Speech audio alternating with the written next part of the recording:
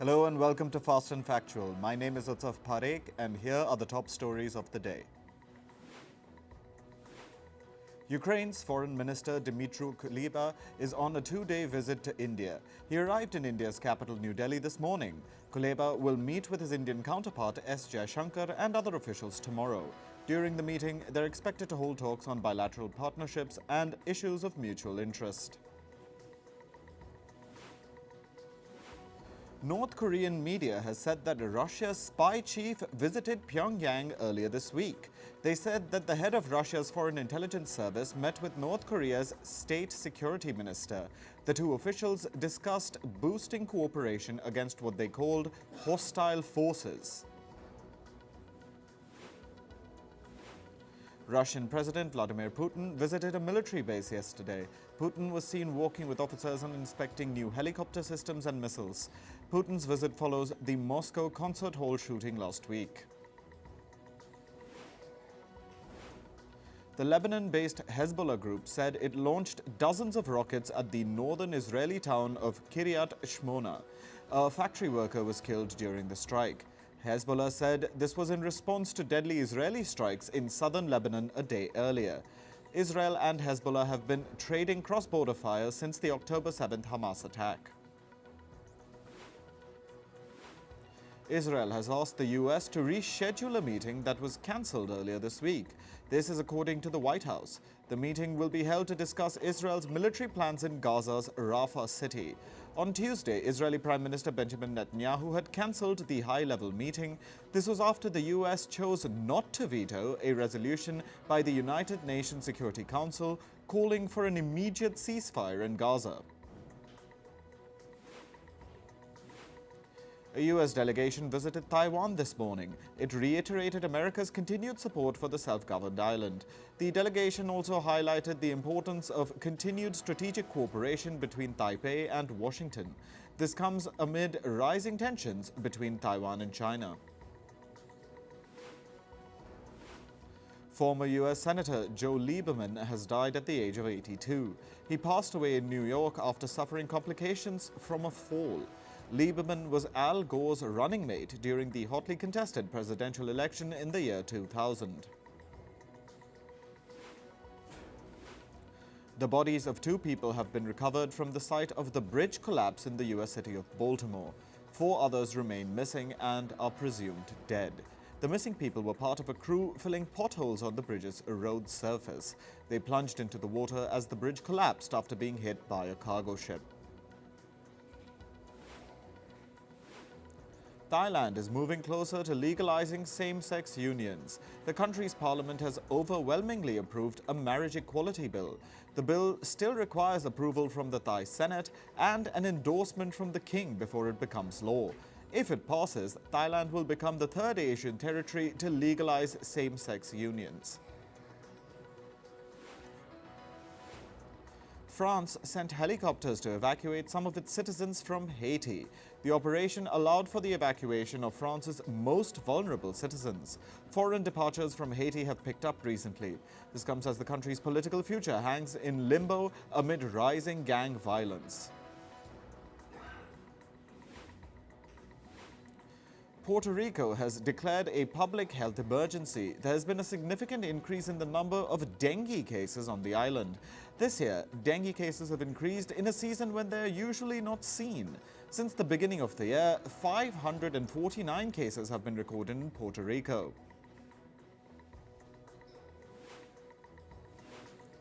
Colombia has ordered the expulsion of Argentine diplomats from the country. This follows Argentine President Javier Milei's comments on Colombian President Gustavo Petro. In a recent interview, Milei reportedly called Petro a terrorist, murderer, and communist. Ecuadorian police forces dispersed dozens of anti-mining protesters who were demonstrating outside the country's environment ministry in the capital, Quito. The protesters were demonstrating in support of the residents of an Ecuadorian town called Palo Quemada. Palo Quemado residents have opposed the Ecuadorian government's plans to allow the mining of gold, silver and copper in the town. They say the mines could damage the local environment and harm water resources in the area. In climate news, a wave of wildfires in Mexico have claimed at least 4 lives. At present, around 116 forest fires are burning across the country. Meanwhile, 400 fires have been recorded in Mexico since the 15th of March. These have torched more than 13,000 hectares of land across Mexico. Heavy rainfall caused flash floods in Portugal's capital, Lisbon, yesterday. The rain blocked streets and caused traffic jams in the city. The Lisbon Fire Department registered some 160 traffic disruptions. Meanwhile, several buildings were also flooded due to overflowing water from drain pipes. The U.S. is expected to see an above-average hurricane season in 2024. This is according to the U.S. weather forecaster AccuWeather. The agency has projected that around 20 to 25 storms will develop in the Atlantic basin this year. This includes 8 to 12 hurricanes as well. As per AccuWeather, 4 to 6 hurricanes are expected to directly hit the U.S. The U.S. has introduced new regulations to curb natural gas waste. The new rules ask oil and gas companies to reduce venting and flaring. Venting is the practice of directly releasing natural gas generated during oil extraction into the atmosphere. Flaring is the process of burning that natural gas. Under the new rules, oil and gas companies will be required to use measures to avoid these practices. Sewage spills in the UK were at a record high in 2023. This is according to the country's Environment Agency. It noted that over 400,000 sewage spills were reported last year. Climate activists say the British government has allowed water companies to dump untreated wastewater into rivers. This has caused a rise in water pollution across the UK. Households around the world threw away 1 billion meals every single day in 2022. This is according to the latest report by the United Nations. The report says that food was wasted at a time when nearly 800 million people were going hungry. Food waste has one of the largest greenhouse gas footprints. It emits 5 times more carbon than the global aviation sector. Global warming has slightly slowed the Earth's rotation.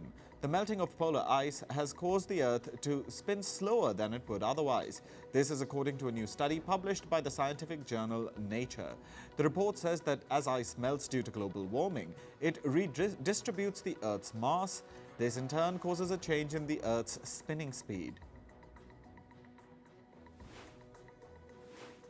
On to business and tech news. The Japanese currency, the yen, fell to a 34-year low against the US dollar yesterday.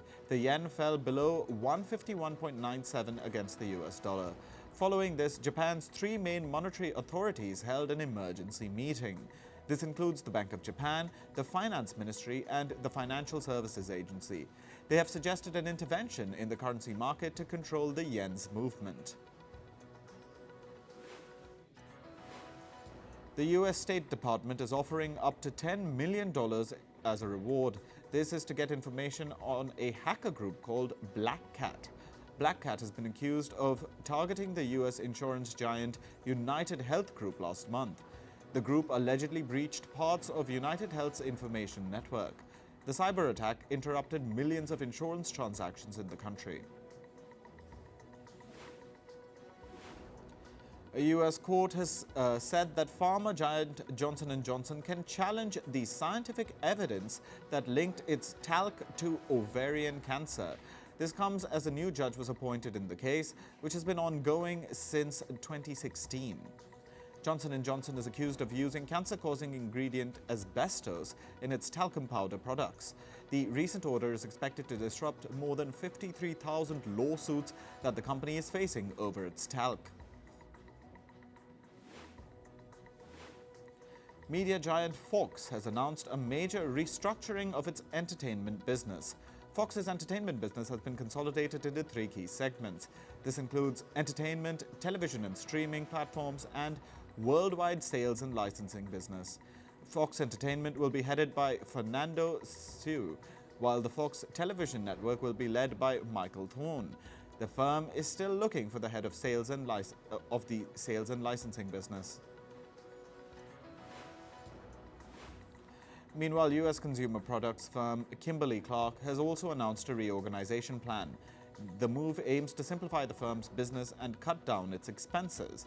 The company says it will slash its workforce in order to save costs.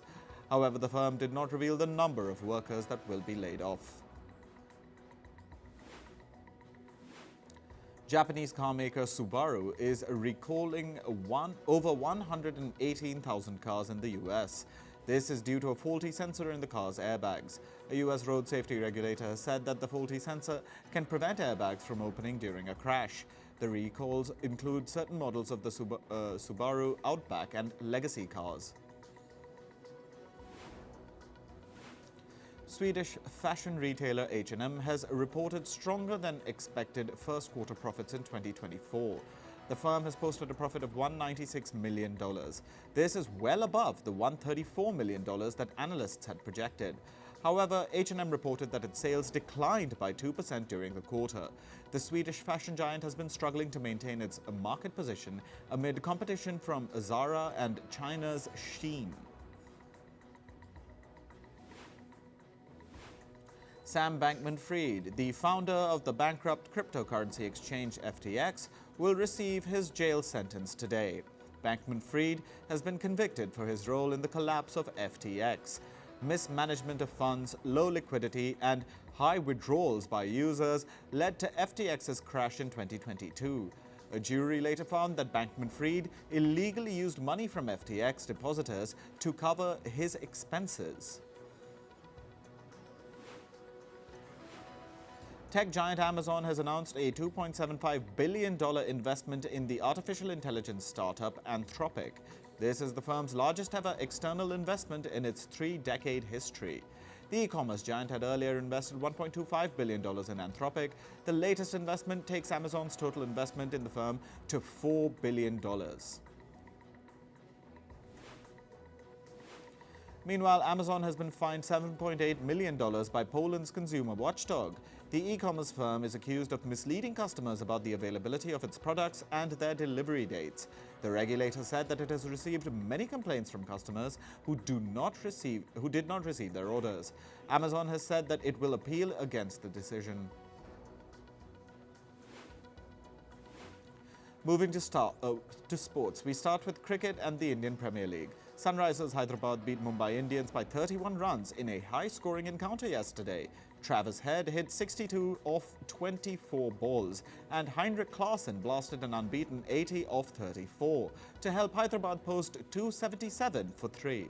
Mumbai retaliated decently, and batter Tilak Varma stood out with his 64 off 34 balls. However, they finished on 246 for 5 in their 20 overs.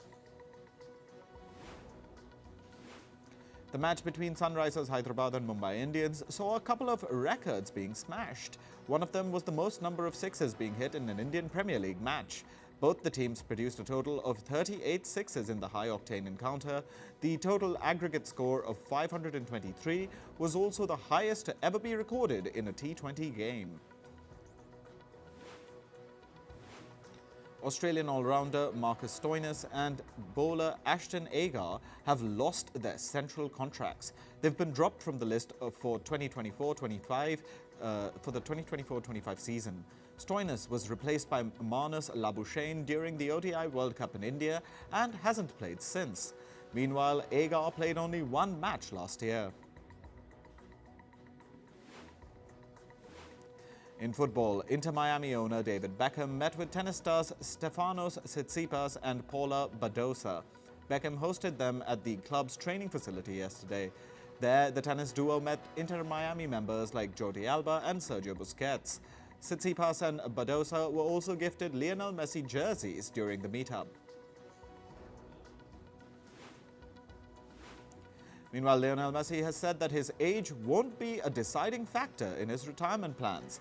Messi, who currently plays for Inter Miami, will turn 37 in 3 months. In an interview published yesterday, Messi said that he will only hang up his boots when he's no longer enjoying himself or helping his teammates. In tennis, men's world number one Novak Djokovic has parted ways with his coach Goran Ivanisevic. Djokovic announced this yesterday on Instagram. Ivanisevic joined Djokovic's team in 2019 and helped him win 9 Grand Slam titles. Men's world number 3 Jannik Sinner is through to the semi-finals of the Miami Open. He beat Thomas Machach 6-4, 6-2 in straight sets yesterday. Sinner will next face Russia's Daniil Medvedev in a rematch of the Australian Open final. In badminton, Indian shuttler PV Sindhu entered the round of 16 at the Madrid Spain Masters 2024. She registered a comfortable 21-16, 21-12 win over Canada's Wen Yu Zhang. It took just 30 minutes for Sindhu to beat her opponent. She will next face Chinese Taipei's Huang Yu-sun. In Formula One, Mercedes boss Toto Wolff sees Red Bull's Max Verstappen as a prime candidate to replace Lewis Hamilton. Verstappen, a triple world champion, is currently on contract with Red Bull until 2028. But internal tensions at Red Bull have cast a doubt over Verstappen's future with the team. In basketball, the Phoenix Suns defeated reigning champions Denver Nuggets 104-97 in the NBA yesterday. Kevin Durant had 30 points, 13 rebounds and 5 blocked shots in the game. Devin Booker had 17 points and 9 assists in his maiden match against the Nuggets this season. This marks the Nuggets' second loss at the hands of the Suns in a month. In entertainment news, Prince Harry has been named in a $30 million lawsuit against rapper Sean Combs, popularly known as Diddy. The rapper has been accused of sex trafficking by music producer Rodney Jones. According to reports, the lawsuit does not accuse Prince Harry of any wrongdoing. However, his closeness to the rapper while he was indulging in his alleged acts is being questioned. Prince Harry first met Diddy in 2007 at a party in London. Leonardo DiCaprio and his rumored girlfriend Vittoria Ceretti might be engaged. The couple was photographed eating burritos in Los Angeles yesterday, and fans noticed a diamond ring on the model's finger. However, some reports said that Ceretti has had that ring for years. Hollywood actor Ryan Gosling has launched his production company with movie actor Jesse Henderson. The duo has also signed a 3-year first-look film deal with Amazon MGM Studios. The deal grants the studio exclusive first access to narrative features, which will also include Gosling in lead roles. Meanwhile, Gosling's partner, Eva Mendes, has opened up about her decision to choose motherhood over acting. Mendes says she had an unspoken agreement with Gosling where she takes care of their 2 daughters and he pursues his career. The 50-year-old stepped away from acting 10 years ago. Actor Florence Pugh is back in a Marvel movie mode. She shared a video on Instagram from the sets of Thunderbolts. In the clip, Pugh showed off her suit, giving Marvel fans a glimpse of what she would look like in the movie. The actor is set to reprise her role of Yelena Belova, which originated in 2021's Black Widow. Thunderbolts is set to premiere on the 2nd of May next year in the US. Actor Kristen Stewart has expressed a desire to join the Marvel Cinematic Universe. However, she said that this will be possible only when Barbie filmmaker Greta Gerwig directs the movie. Meanwhile, Gerwig had earlier expressed an interest in helming a superhero project. Gerwig is known for directing female-centric films. 4 times James Bond Pierce Brosnan has given his blessing to Aaron Taylor-Johnson as the next 007. He described Taylor-Johnson as someone who has the talent and charisma to play the next Bond.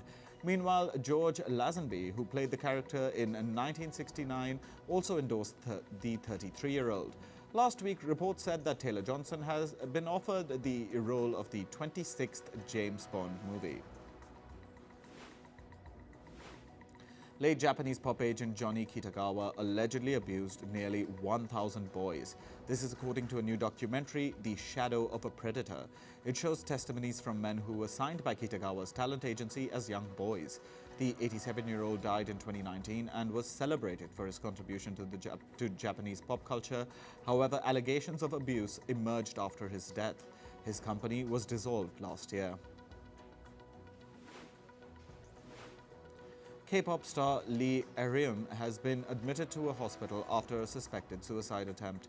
She was part of the K-pop band Tiara between 2012 and 2013. Arim married a businessman in 2019 and became a mother of 2 sons. However, last year she expressed her intention to divorce her husband.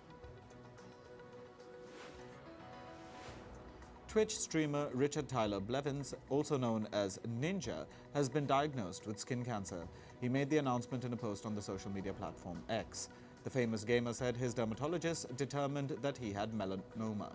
This was after removing a mole on the bottom of his foot. Ninja made his debut on Twitch in 2011. Since then, he has rapidly risen to fame on the platform because of his viral gameplay sessions. That's all for this episode of Fast and Factual. Thank you for watching. Stay tuned to Firstpost.